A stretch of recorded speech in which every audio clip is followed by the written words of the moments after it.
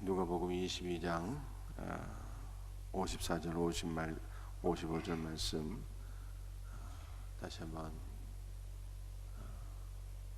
봉독해 드립니다. 예수를 잡아 끌고 대제사장의 집으로 들어갈새 베드로가 멀찍이 따라가니라. 사람들이 뜰 가운데 함께 앉았는지라. 베드로도 그 가운데 앉았더니 예수님은 십자가 처형을 당하기 바로 전날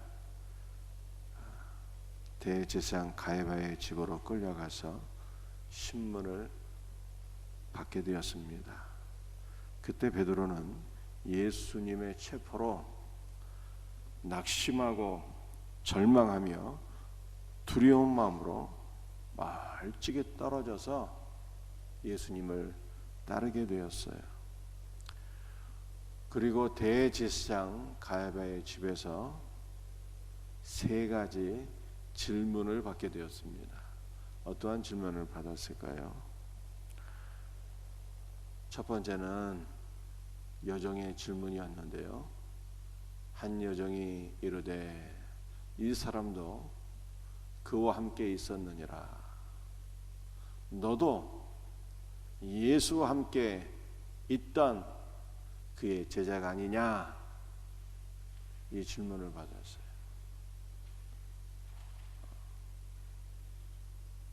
두 번째는 남종의 질문이었는데요. 다른 사람이 보고, 원어에는 이 사람이 남자로 되어 있어요. 다른 사람이 보고 이르되 너도 그 도당이라. 너도 그리스도의 당이 아니냐? 이러한 질문을 받았습니다. 세 번째 질문은 남종의 질문이죠. 한 사람이 장담하여 이르되 이는 갈릴리 사람이니 참으로 그와 함께 있었느니라. 이 세 번째 남종은 아마도 예수님을 붙잡기 위해서 겟세마네 동산에서 땀방울이 핏방울이 될 정도로 기도하시던 예수 그리스도를 체포하기 위해서 로마의 군병과 대제사장의 정들이 파견을 받게 되었는데, 그때 예수님을 붙잡을 때 보냄을 받았던 말고라고 하는 그 종의 친척이다, 이렇게 얘기하고 있는 것이죠.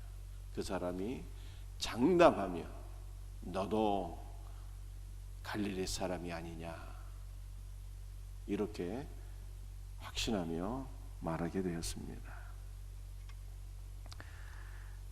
마태복음을 비롯한 다른 복음서의 내용과 비교해 볼 때 좀 차이점들이 있는 것을 보게 되죠. 한 여종이 세 번 질문한 것이 아니라 이 세 질문 가운데 한 번은 여종이 질문한 것이고 두 번은 남종이 질문한 것으로 이렇게 복음서에 차이가 있는 것을 보게 됩니다. 또 마태복음을 비롯한 복음서로 보게 되면 베드로가 예수님을 부인할 때 맹세하며 저주하며 부인했는데, 누가복음에는 베드로가 예수님을 배반한 것이 좀 순화되어서 이렇게 표현되어 있는 것을 보게 됩니다. 베드로가 세 번 예수님을 부인했는데 뭐라고 부인했습니까? 이 여자여 내가 그를 알지 못하노라. 또 두 번째는 이 사람아 나는 아니로다. 이 사람아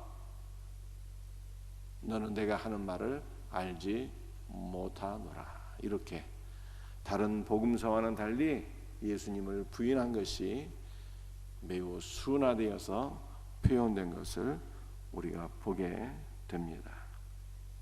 우리는 베드로의 실패를 통해서 배우게 돼요. 참 신앙 고백은 인간의 의지나 노력으로 되는 것이 아닙니다. 예수님께서 제자들의 배반을 예언하실 때 베드로는 호언장담했어요. 뭐라고 그랬습니까?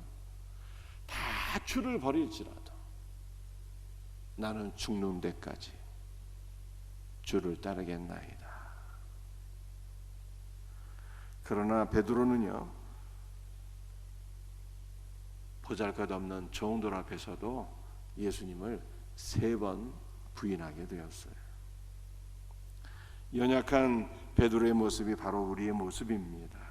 우리도 종말에 유혹이 있든지 또는 박해가 있을 때 얼마든지 그리스도를 부인할 수 있는 그러한 사람들이에요. 그러므로 우리는 주님을 부인하는 자가 되지 아니하도록 자신을 위해서 먼저 기도해야 돼요. 종말에 어떠한 유혹이 있을지라도 어떠한 박해가 있을지라도 그리스도를 부인하는 자가 되지 아니하도록 어떻게 하면 좋을까요? 그리스도를 부인하지 않는 것, 우리가 담대한 마음으로 신앙을 고백하는 것은 인간의 의지와 노력으로 되는 것이 아니다라고 하는 것을 우리는 베드로를 통해서 확인받게 됩니다. 그럼 어떻게 해야 되는 것입니까? 고린도전서 12장에서 이렇게 말씀하고 있어요. 누구든지 성령으로 아니하고는 예수를 주시라 고백할 수 없느니라. 성령께서 우리를 붙잡아 주실 때, 성령께서 담대한 믿음을 주실 때 우리는 그리스도를 나의 주님으로 고백하게 되는 것입니다. 그러므로 늘 깨어 기도하며 성령 충만한 성도가 될 수 있기를 주의 이름으로 축복합니다. 베드로는 사람을 낚는 어부로 부르심을 받았으나 사람을 낚지 못하고 오히려 대제사장들의 종들에 의해서 낚임을 받았어요. 베드로가 그리스도를 부인한 것은 예수 그리스도를 부인한 것이요, 한 걸음 더 나아가서 그리스도의 은혜로 구원받은 자신의 존재 자체를 부인한 것입니다. 그런데 한편으로 베드로가 예수님을 부인한 것은요, 예수님께서 베드로를 훈련하시는 과정이었어요. 만약 베드로가 3번 그리스도를 시인했다면 그것은 베드로 자신의 의가 되어서 그는 일평생 자기의 의를 자랑하며 살았을 것입니다. 그러나 베드로는 3번이나 그리스도를 부인함으로 자신의 의가 아닌 주 예수 그리스도의 은혜를 의지할 수밖에 없었고 일평생 예수 그리스도의 은혜만 자랑하며 살았습니다. 사랑하는 성도들이여, 우리도 우리의 일평생 우리의 모든 죄를 사하신 주 예수 그리스도의 은혜만 의지하고 주 예수 그리스도의 은혜만 증거하며 살 수 있는 복된 성도들이 되기를 주의 이름으로 축복합니다. 누가복음 22장 60절에서 62절 말씀 함께 읽습니다. 베드로가 아직 말하고 있을 때 닭이 곧 울더라. 주께서 돌이켜 베드로를 보시니 베드로가 주의 말씀 곧 오늘 닭 울기 전에 내가 3번 나를 부인하리라 하심이 생각나서 밖에 나가서 심히 통곡하니라. 교회에서 전승에 의하면 베드로는 수탉이 울 때마다 대제사장 가이바의 법정에서 예수님을 3번이나 부인한 것이 생각나서 매일같이 수탉이 오는 그 새벽 시간에 새벽을 깨워서 기도했다고 합니다. 여러분들, 우리가 유럽의 성지순례를 가게 되면요, 그 예배당 처마 끝에 수탉 형상의 이미지가 달려 있는 것을 우리가 볼 수가 있습니다. 수원의 어느 교회도 그 지붕 처마 끝에 수탉 형상의 이미지들이 달려 있는 것을 우리가 보게 돼요. 이것은 교회의 사명이 무엇인가를 보여주고 있는 거예요. 수탉의 이미지, 이것은 교회의 사명을 보여주는 것입니다. 여러분들 교회 사명이 무엇일까요? 교회 사명은 우리 성도들이 은혜 받는 것 좋아하고 복 받는 것 좋아하고 죄를 지적하는 것은 좋아하지 않잖아요. 그러나 교회의 사명은 죄를 지적하고 선포하는 거예요. 죄를 깨닫게 하는 거예요. 죄를 깨닫게 하는 것이 교회의 사명이에요. 왜 그렇습니까? 바울의 말에 의하면 죄가 더한 곳에 은혜도 넘치기 때문입니다. 죄를 깨닫지 못하면 절대로 십자가의 은혜를 경험할 수가 없어요.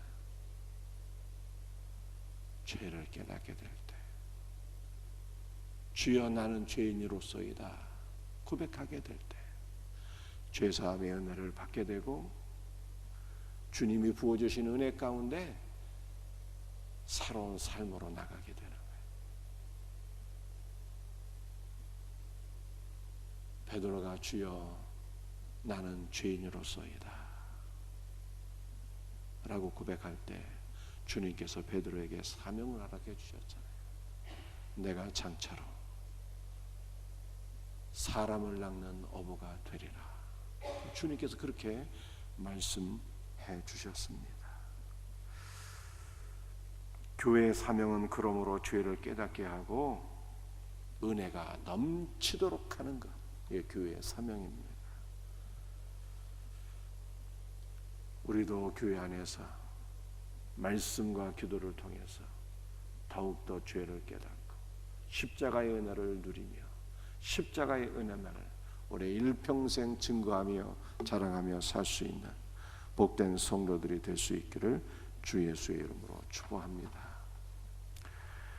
여러분들 새 생명, 그리스도의 부활 생명 안에 있는 성도들은요, 세 가지를 고백하며 살아야 됩니다. 뭐를 고백하며 살아야 될까요? 요한복음 21장 15절에서 17절 말씀 함께 같이 읽도록 하겠습니다.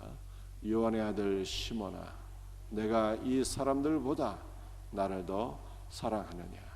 요한의 아들 시몬아, 내가 나를 사랑하느냐? 요한의 아들 시몬아, 내가 나를 사랑하느냐? 가야바의 법정에서 세 번이나 예수님을 부인했던 베드로에게 부활하신 주님께서 갈릴리 해변에서 베드로를 만나 주셨어요. 그리고 그에게 세 번 질문하셨습니다. 뭐라고 질문하셨습니까? 요한의 아들 시몬아, 내가 이 사람들보다 나를 더 사랑하느냐? 이것을 세 번 질문하셨어요. 그런데 이 사람들보다 나를 더 사랑하느냐라고 하는 이 질문에는요, 세 가지 의미가 있어요. 여러분들, 우리가 이 세 가지 의미를 각각 생각해 보면서 주님 앞에 바르게 답변해야 되는 것입니다. 우리가 한글 성경에는 요한의 아들 시몬아, 내가 이 사람들보다 나를 더 사랑하느냐 이렇게 되어 있지만, 영어 성경에는 Do you love me more than these 이렇게 되어 있잖아요. 이 these라고 하는 것은 사람들도 가리키지만 이것들을 이란 뜻이야. 이것들. 갈릴리 해변에서 베드로가 부활하신 주님을 만났을 때 무엇이 있었습니까? 거기에는요, 사람들만이 아니라 많은 것들이 놓여 있었어요. 베드로가 물고기 잡던 배도 있었고요, 그물도 있었고요, 베드로가 잡아온 물고기도 있었습니다. 주님은 물으시는 거예요. 내가 배보다 그물보다 물고기보다 나를 더 사랑하느냐? 베드로야, 너는 어부의 잡보다 나를 더 사랑하느냐? 이렇게 주님께서 물으신 거예요. 많은 사람들이 직장 일에 최선을 다하는 것을 보게 됩니다. 굉장히 좋은 일이죠. 직장에서 최선을 다해서 열심히 일하는 것도 그리스도께 드리는 예배와 동일한 것입니다. 그러나 주님은 우리 모두에게, 모든 직장인들에게 또한 묻는 거예요. 아무개 집사야, 아무개 권사야, 아무개 성도야, 너는 너의 자업보다, 너의 직업보다 나를 더 사랑하느냐? 주님 물으시는 거예요. 너는 네가 갖고 있는 물질보다, 명예보다, 권력보다, 이 모든 것들보다 나를 더 사랑하느냐? 너는 네가 직장에서 누리고 있는 너의 지위보다 나를 더 사랑하느냐? 주님 물으시는 거예요. 이 질문 앞에 여러분들은 무엇이라고 답변하시겠습니까? 여러분들 이 디즈라고 하는 이 단어는요, 사람들도 포함하는 거예요. 그러므로 주님이 말씀하시죠. 요한의 아들 시몬아, 여기 있는 이 사람들보다 나를 더 사랑하느냐? 여러분들 예수님께서 갈릴리 해변에서 베드로를 만나 주셨을 때 그때 주님의 다른 제자들도 함께 있었습니다. 예수님의 제자들 가운데는 베드로의 형제인 안드레도 있었습니다. 또 다른 동료들도 있었어요. 한 형제요,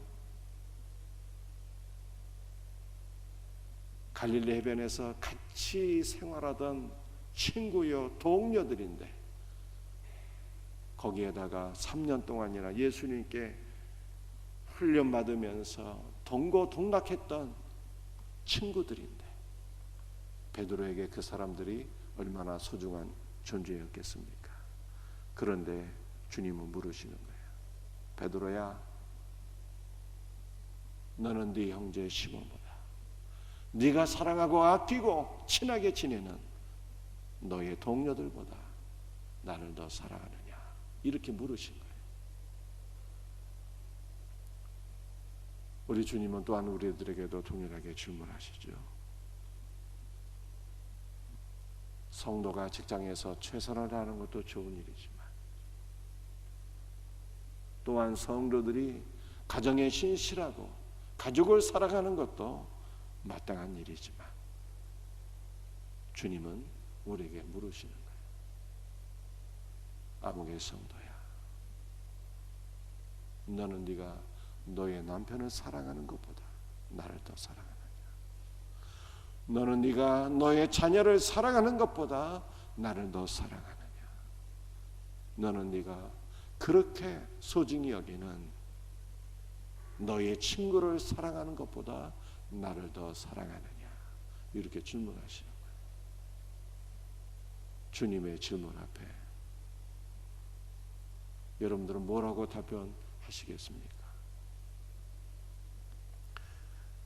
요한의 아들 시몬아, 내가 나를 사랑하느냐? 이 질문은 세 가지 질문이라고 말씀드렸어요. 이 모든 것들보다 나를 더 사랑하느냐? 여기 있는 이 사람들보다 나를 더 사랑하느냐? 세 번째 의미는 무엇일까요? 예수님은 베드로에게, 우리 모두에게 또한 이렇게 질문하시는 것입니다.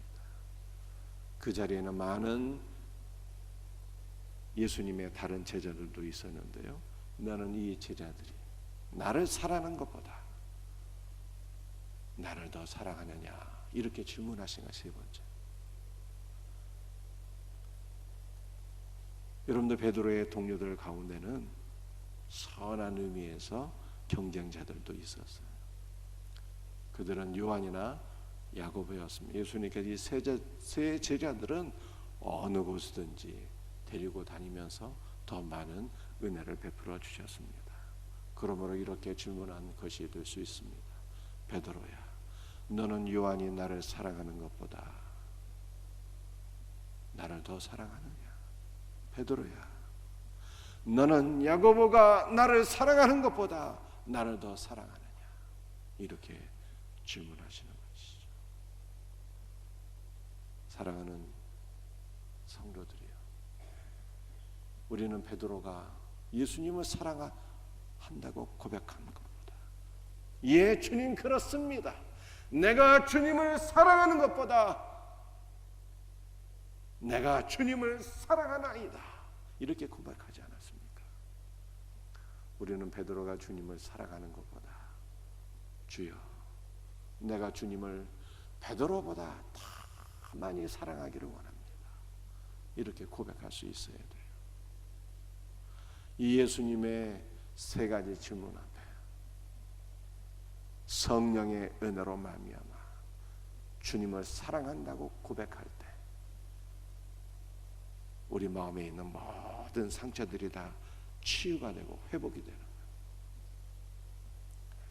여러분들, 예수님께서 이 세 가지 질문을 왜 베드로에게 하셨습니까? 베드로에게 있는 그 영적인 상처들, 예수님을 배반했던 그 기억들을 예수님께서 치료해 주시기 위해서 이 질문들을 한 것 아니겠습니까? 여러분들, 우리의 심령에 그리스도를 사랑하는 마음이 충만할 때, 우리의 심령에 그리스도를 사랑함이 충만하게 부어지고, 우리의 영혼 깊숙한 곳에서 그리스도를 사랑한다고 고백할 때 우리 영혼 안에 있는, 우리의 심령 안에 있는 모든 상처들이 다 치유되고 회복될 것을 믿으시기를 바랍니다.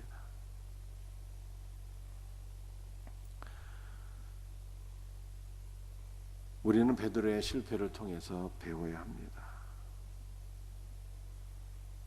사람을 낚는 어부가 되는 것은 인간의 의지와 결단으로, 노력으로 되는 것이 아닙니다. 사람을 낚는 어부가 되는 것은 부활하신 예수님을 만나야 돼요. 그리고 그리스도의 영과 그리스도의 생명과 그리스도의 사랑을 충만하게 받게 될 때 사람을 낚는 어부가 될 수가 있어요. 사람을 낚는 어부가 되는 것, 전도자가 되는 것은요, 인간의 의지나 노력으로 되는 것이 아니라 부활하신 주님을 만나서 그리스도의 영과 생명을 받아서 이 땅에 있는 그 무엇들보다, 이 땅에 있는 그 어떤 사람들보다 그리스도를 더욱 사랑하게 될 때 우리는 비로소 전도자로 쓰임을 받게 되는 것입니다. 그러므로 오늘 이 새벽에 우리가 기도해야 돼요. 주여, 이 땅에 있는 그 무엇보다, 이 땅에 있는 그 어떤 사람들보다 더욱 주님을 사랑하게 하소서. 기도할 수 있기를 바랍니다.